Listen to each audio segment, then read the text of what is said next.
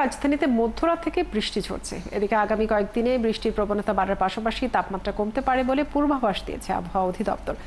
আবহাওয়া পূর্বাভাসে বলা হয়, মৌসুমী বায়ুর অক্ষের বর্ধিতাংশ রাজস্থান, মধ্য ও উত্তরপ্রদেশ, বিহার, গাঙ্গেয় পশ্চিমবঙ্গ, বাংলাদেশের দক্ষিণাঞ্চল হয়ে আসাম পর্যন্ত বিস্তৃত রয়েছে।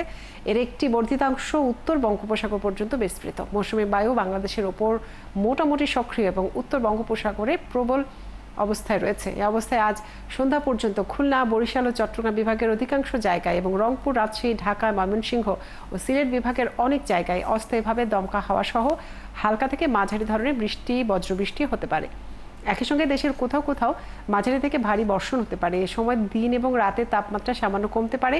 শনিবার সন্ধ্যা পর্যন্ত আবহাওয়ার একই অবস্থা থাকতে পারে, তবে পরবর্তী 24 ঘন্টায় দেশের কোথাও কোথাও অতি ভারী বৃষ্টি হতে পারে বলে জানিয়েছে আবহাওয়া দপ্তর।